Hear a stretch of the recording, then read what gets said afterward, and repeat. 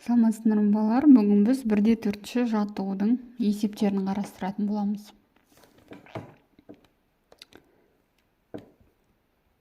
Бізде 1-4 жаттығудың бірінші есебінде мен алдын ала берілген жазып қойдым.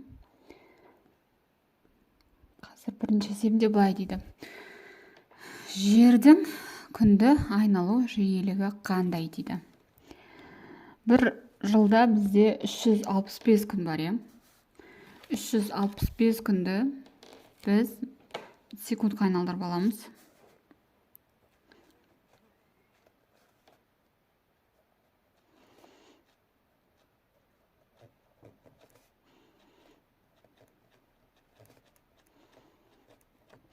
Енді осы жерден жиілігін табамыз. 1 бөлінген Т. 1-ді бөлеміз.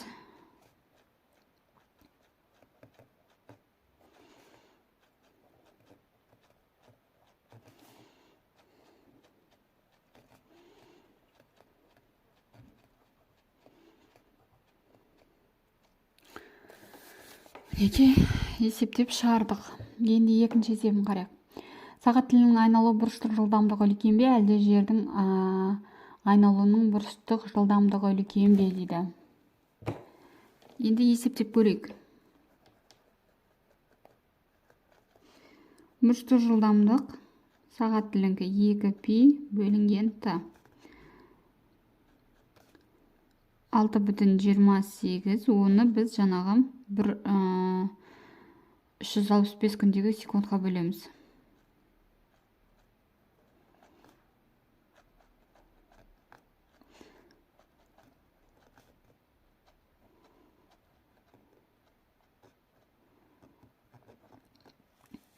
Ары қарай жердікін қарайық.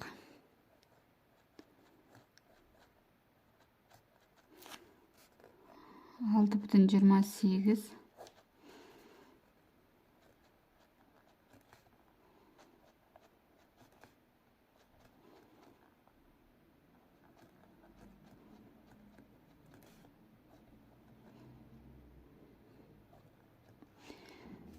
Секунд демек бізде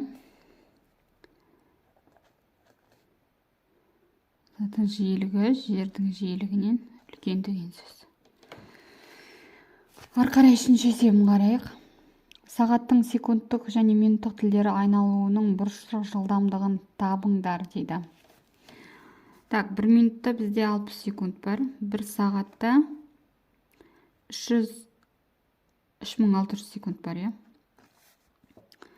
Енді шешуі.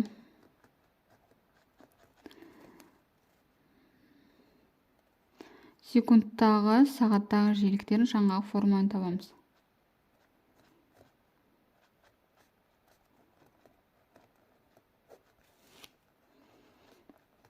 Нөл бүтін 104 радиан бөлінген секунд.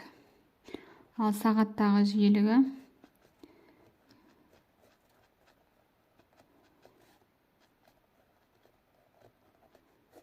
бізде пи тұрақты 3,4. Енді есептеп жүрейік қазір. 0,001 радиан бөлінген секунд. Яғни секундтық жиілігі үлкен болады екен сағаттық жиіліктен. Ары қарай төртінші есеп. Дене радиусы 50 метр шеңбер доғасының бойымен қозғалды. Оның 10 секунд ішінде бұрылу бұрышы 1,57 радианға тең екен белгілі. Дене қозғалысының сызықтық жылдамдығы және жүрген жолын табыңдар дейді.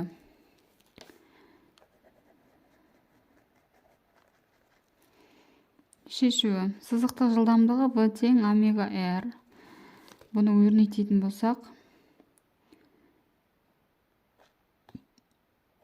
R бөлінген Т 1,57-ні көбейтеміз 50-ге. Так, бөлеміз. 10-ға қысқартып жіберейік. 7,85 метр бөлінген секунд. Ары қарай бізге жолы V тең S тең V көбейтілген Т 7,85 көбейтеміз 10-ға 78,5 метр. Мінекей. Біз таптық, я.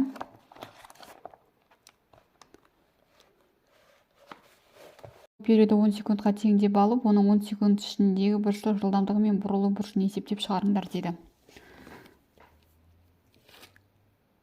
Дәл жаңағы бір формуланы пайдаланамыз.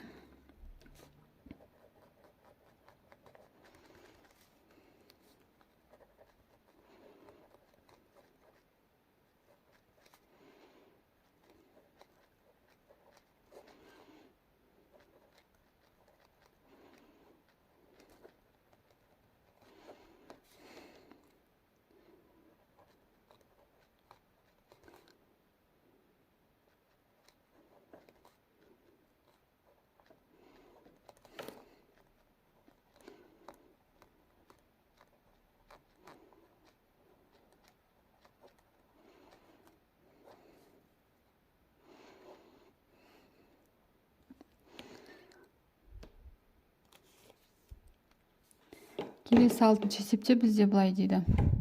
Жаңа берілгенін оқыдым. Демек бізге жылдамдықты табуымыз керек. 10 сантиметрде 0,1 метр бар дейміз. Шешуі.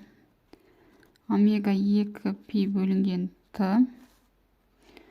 Және де бізге керек негізгі формула Т тең Т бөлінген N.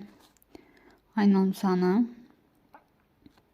0,2-ні бөлеміз 1-ге, бір айналымды сағында 0,2 секундте. Енді бізге жылдамдықты табу керек. Ол дегеніміз 2 πr бөлінген Т. 6,28 көбейтілген 0,1 бөлінген 0,2 тең 3,14 метр бөлінген секунд. Неке 7-ші есебінде былай дейді. Егер автокөліктің радиусы 30 см доңғалаға 1 секунд ішінде 10 айналым жасаса, оның қозғалыс жылдамдығы қандай дейді.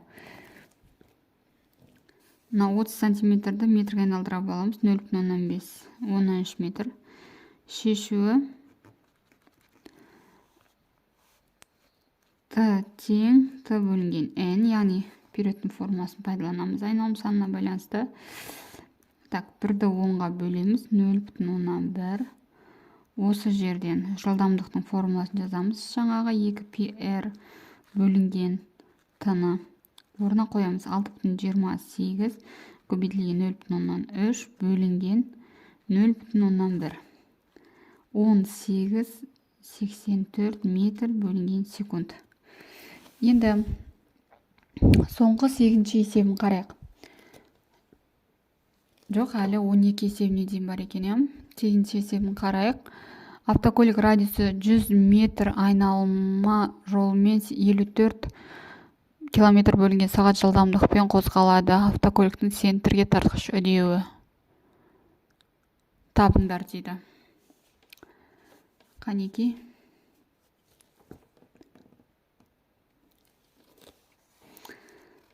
Шешуі.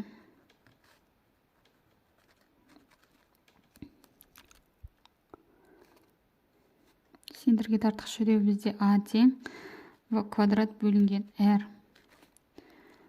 15-тің квадраты бөлеміз 100-ге. Тең 225-ті бөлеміз 100-ге. Тең 2,25 метр бөлінген секунд квадрат. Неке 8-ші есепті таптық. Келесі бізде 19-ші есеп. 9-ші есепте былай дейді. Алғашқы восток ғарыш кемесінің жерді айналу периоды 90 минут, ал жердің радиусы 6400 км. Осы ғарыш кемесінің жылдамдығын есептеңдер дейді.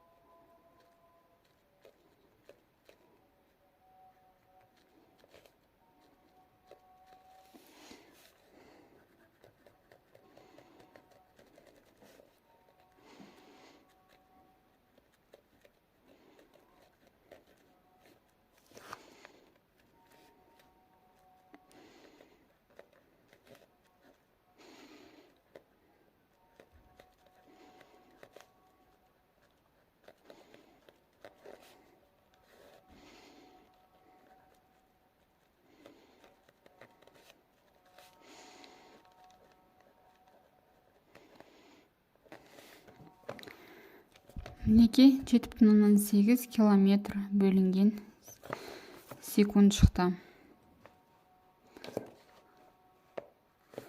Ары қарай 10 есебін қарайық. 10 есебінде жердің жасанды серігі дөңгелек орбита бойымен 630 км биіктікте қозғалады. Оның айналу периоды 97,5 минут. Жердің радиусын 6370 км деп алып, осы жердің жасанды серігінің сызықтық жылдамдығы мен секундтірге тартқыш жүйені табыңдар дейді. Так, берілген жазайық.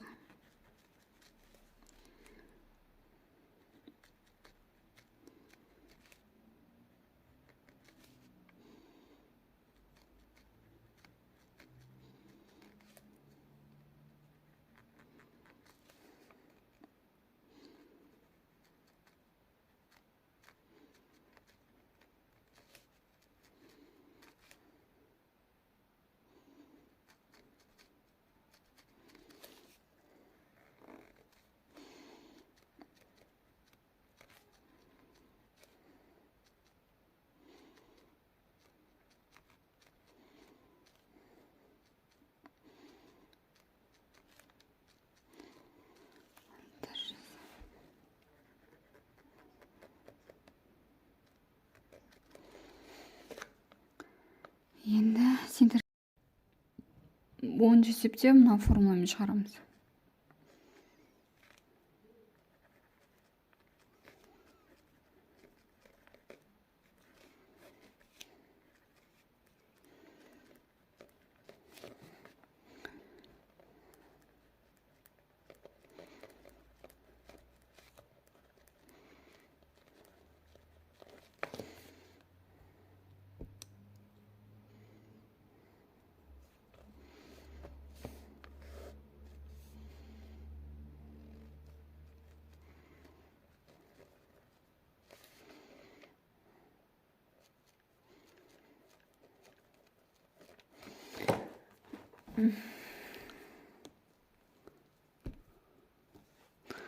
Ары қарай сендірге тартқыш жүдеуді